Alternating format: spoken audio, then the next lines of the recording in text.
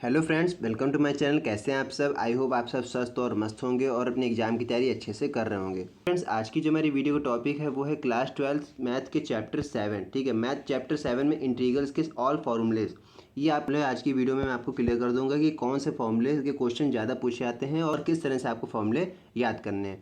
ठीक है, तो आज की हमारी वीडियो इसी पर होने वाली है कि सारे फॉर्मूले कौन कौन से इंपॉर्टेंट हैं, उन्हीं फॉर्मूलों पर आज हम लोग बात करेंगे। ठीक है, तो आपकी बुक में चैप्टर 7 होगा इंटीग्रल्स। इंटीग्रल्स यानी कि समाकलन, जिसको हम लोग हिंदी में बोलते हैं। ठीक है, समाकलन के सारे फॉर्मूले आज हम लोग एक एक करके देखेंगे। ठीक है, सबसे पहला फॉर्मूला याद रखिएगा। समाकलन बताने से पहले मैं आपको बता दूं कि ये जो आप ये साइन देखते हैं, ठीक है, ये जो वाला साइन होता है इसको हम लोग कहते हैं समाकलन। इंटीग्रेशन का साइन होता है। ठीक है, इंटीग्रेशन यहाँ होता है अपर और यहाँ होता है लोअर।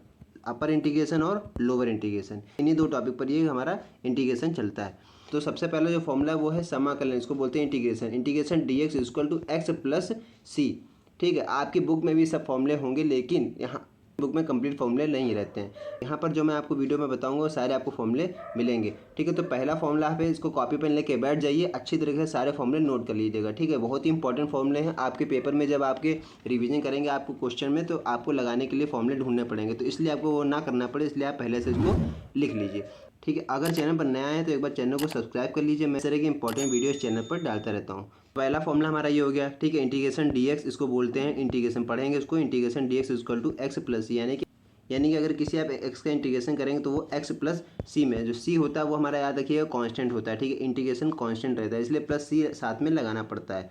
तो D X equal to X plus C, यानी डी एक्स का मतलब यहाँ पर अगर कोई 1 है तो उसका इंटीग्रेशन करेंगे तो एक्स में खुलेगा। ठीक है, तो एक्स प्लस सी, यहाँ पर कोई नंबर हो सकता है कांस्टेंट। ठीक है, तो उसका करेंगे तो x plus C.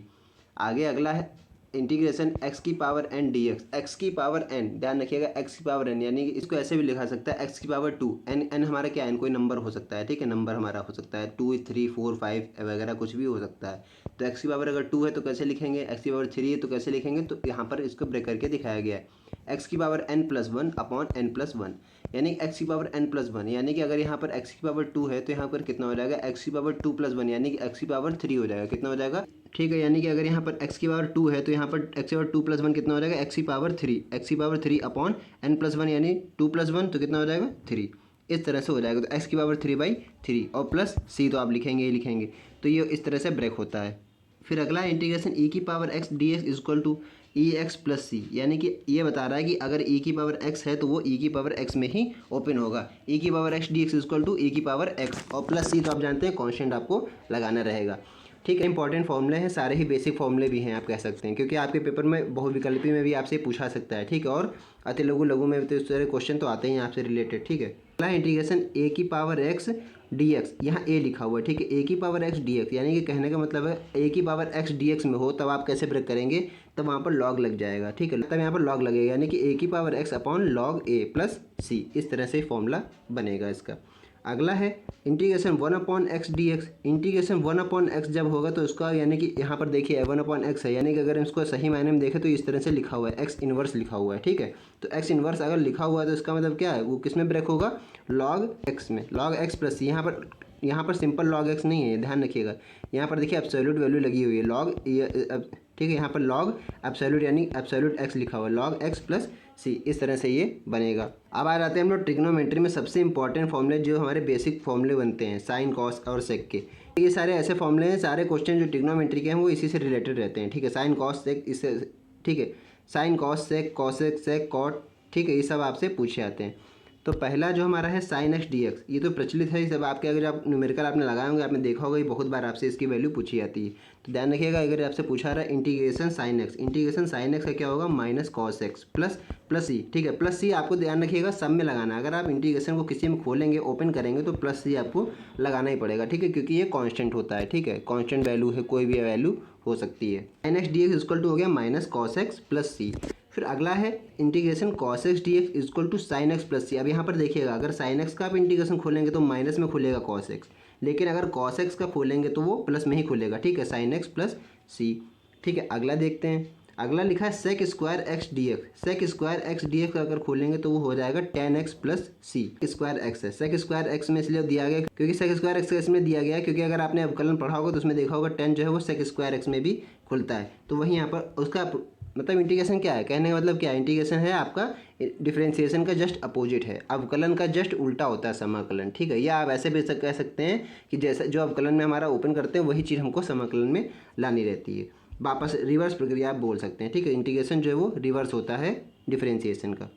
Sec square x D X equal to 10x plus C. अगला है cosec square x D X equal to minus cot X plus C. अगर आप कॉसेक स्क्वायर एक्स का समाकलन खोलेंगे तो minus cot X plus C लिखना पड़ेगा, ठीक है। फिर अगला है sec X tan X D x. Sec X और टेन एक्स अगर साथ में रहेंगे तो उसका होगा सेक एक्स प्लस सी, यानी कि अगर सेक एक्स और टेन एक्स को अगर आप साथ में ओपन करेंगे तो यहाँ पर केवल ओपन क्या आएगा, सेक एक्स प्लस सी आएगा, ठीक है। तो अगला है सेक एक्स टेन एक्स, तो इसका ओपन होगा सेक एक्स प्लस सी में। उसके बाद है कॉसेक एक्स कॉट एक्स, इसको किस में ओपन होगा, माइनस कॉस एक्स प्लस सी में।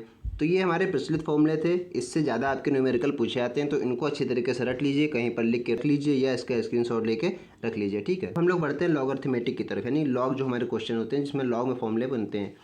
पहला है 10x, समाकलन जो आप खोलेंगे इंटीग्रेशन 10x डी वो खोलेगा लॉग सेक एक्स प्लस सी या फिर minus log cos X plus C. अब यहाँ पर डिफरेंस समझिए, यहाँ पर लॉग सेक एक्स लिखा हुआ था, उल्टा आप मतलब कहने का मतलब क्या है, आप ये भी लिख सकते हैं लॉग सेक एक्स और आप ये भी लिख सकते हैं माइनस लॉग कॉस एक्स। क्यों लिख सकते हैं, यहाँ पर देखिए, यहाँ पर लिखा है log cos x, log sec x लिखा है, यहाँ पर क्या लिखा है लॉग सेक एक्स और यहाँ लिखा माइनस लॉग कॉस एक्स। देखिए साइन डिफरेंस किया लेकिन उन्होंने यहाँ पर देखिए इसकी वैल्यू भी चेंज कर दी, यहाँ सेक एक्स है यहाँ कॉस एक्स है, तो यहाँ पर जब तो कहने का मतलब कि अगर प्लस में है तो आप सेक एक्स लिख सकते हैं, अगर आपको कहीं पर कॉस में वैल्यू दी गई तो आप यहाँ पर माइनस लगा सकते हैं, ठीक है। Minus log cos X plus C आप लिख सकते हैं, ठीक है। देखिए बराबर में है, दोनों बराबर में दिए गए हैं। इसी तरह से अगला है cot X D X equal to log sine X plus C. उसके बाद सेक एक्स का खोलेंगे तो सेक एक्स डी एक्स इसमें खुलेगा log sec X plus 10x plus C. पर दिया गया था integration sec X 10x D X, तो किसमें खोला था, सेक एक्स में खोला था, तो वही चीज़ यहाँ पर दी हुई है उल्टी, ठीक है। फिर integration cosec X D X किसमें खुलेगा, log cosec X minus cot X plus सी। ये आप हो सकते, ये सारे फॉर्मूले हो सकता है आपकी बुक में नहीं दिए हों, इसलिए ये सारे इंपॉर्टेंट हैं, इनको नोट करते रहिएगा साथ में, ठीक है। अब हम लोग बढ़ते हैं इंटीग्रेशन के दूसरे चरण में, जो दूसरे मतलब आपकी एक्सरसाइज वाइज बढ़ते हैं। एक्सरसाइज वाइज सारे फॉर्मूले दिए गए हैं, एक्सरसाइज 1, एक्सरसाइज 7.1, 7.2, 7.3, तो ये लगभग आपके 7.3 या 4 में यूज होते होंगे, ठीक है। तो कौन से इंपॉर्टेंट फॉर्मूले हैं सारे देखते हैं। जैसे यहाँ पर डी एक्स फॉर्म में, यानी कि यहाँ पर आपको कुछ ना कुछ वैल्यू माननी पड़ती है, ठीक है। मानना जैसे, ठीक है, लेट पर minus x square equal to t, आप मानते होंगे एज अ वैल्यू, ठीक है। तो वहीं पर ये सारे फॉर्मूले यूज होते हैं। तो पहला लिखा है differentiation d x upon under root 1 minus x square, तो वहाँ पर आप लिखेंगे साइन इनवर्स एक्स प्लस सी, ये इनवर्स में है।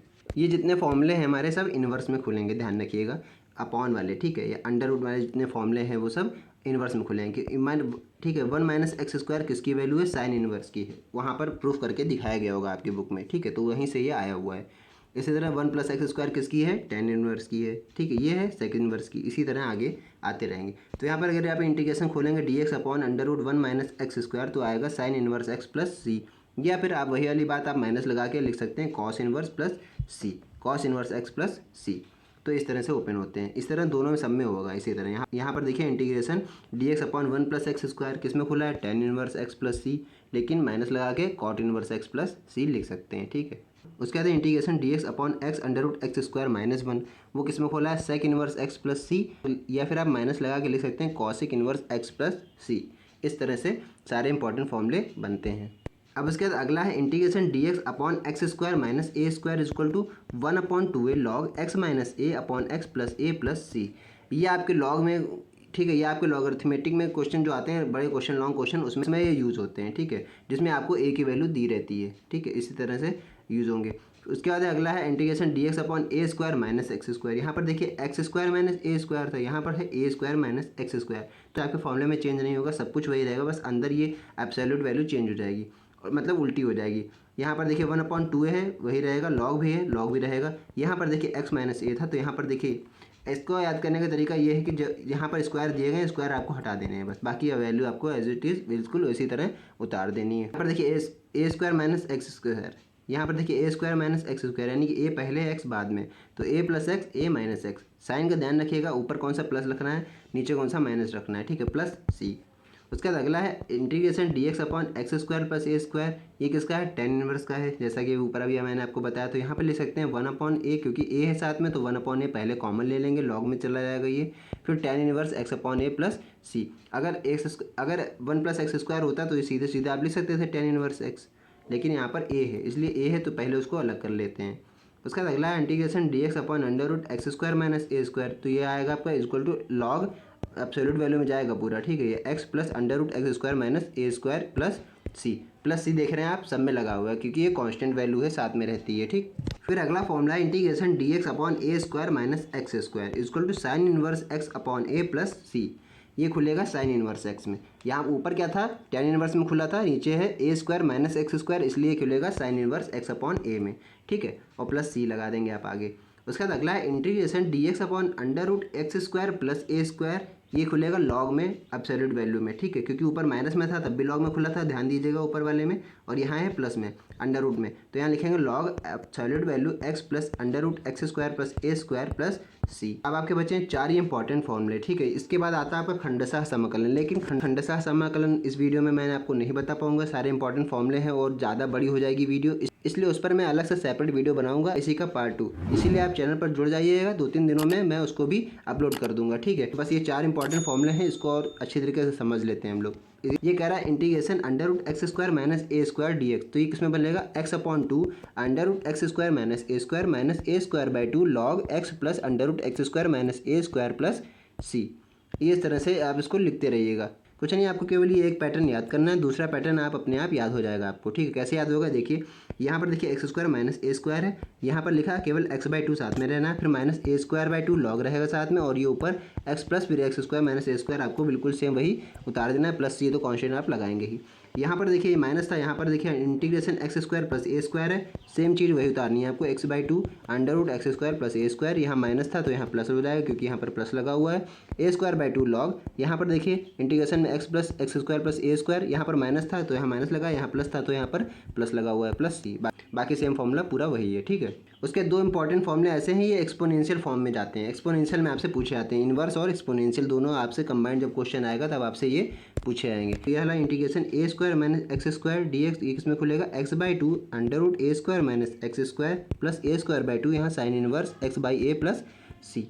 ए माइनस एक्स स्क्वायर आपने देखा था, यहाँ पर देखिए under root A square minus x square किसमें खुला था sine inverse X by A में, तो वहाँ चीज़ यहाँ पर देखिए ए स्क्वायर माइनस एक्स स्क्वायर किसमें खुलेगा sign inverse X by A में। अब आप कहेंगे अपॉन में था, ये ऊपर में है, तो यहाँ पर ये अपॉन में था तो यहाँ एक्स अपॉन ए नहीं लगाया गया था, पर ए बाई 2 नहीं लगाया गया था, यहाँ पर देखिए सीधे में लिखा हुआ है तो ए स्क्वायर बाई 2 लगाया गया, इसमें लगाया गया, तो इस तरह से हो गया। अगर इंटीग्रेशन ई की पावर एक्स ब्रैकेट में F x plus F dash x bracket close फिर डी एक्स, इसका कहने मतलब है एक्सपोनेंशियल में ये आपके वहाँ पूछे आएंगे जहाँ कंटिन्यूटी की जांच होती है, एफ एक्स और एफ डैश एक्स, पहला एक्सपोनेंशियल, ठीक है, पहला समाकलन और दूसरा समाकलन डैश, है ना, दोनों आपको दिए जाएंगे, वैल्यू रखी रहेगी, तब आपकी वैल्यू निकाली जाएगी, इसका होगा e की power x dot f x plus सी, ये इंटीग्रेशन ओपन होगा, ठीक है। अगला हमारी वीडियो का टॉपिक है खंडशः समाकलन यानी इंटीग्रेशन बाय पार्ट्स, जिसमें हम लोग सीक्वेंस लगाते हैं आइलेट का, आपने नाम सुना होगा आइलेट। यहाँ पर आई इक्वल टू क्या होता है inverse trigonometric function, L equal to logarithmic function, A equal to क्या है अलजेब्रिक फंक्शन, टी है ट्रिग्नोमेट्रिक फंक्शन, ई है एक्सपोनेंशियल फंक्शन। सारे फंक्शंस के बारे में हम लोग डिस्कस करेंगे, लेकिन इसके पार्ट 2 में, ठीक है। यहाँ तक कि इतना ही, ठीक है। और वीडियो पसंद आई तो वीडियो को लाइक कीजिएगा और इसको अपने फ्रेंड सर्कल में भी शेयर कीजिएगा, ताकि आपके फ्रेंड्स की भी हेल्प हो सके। इसका पार्ट 2 आपको दूसरी वीडियो में मिलेगा, जिस पर मैं सारे खंडशः समाकलन और निश्चित समाकलन के बारे में बात करेंगे। तो फ्रेंड्स बस आज की वीडियो में इतना ही, मिलते हैं नेक्स्ट वीडियो में, तब तक के लिए जय हिंद।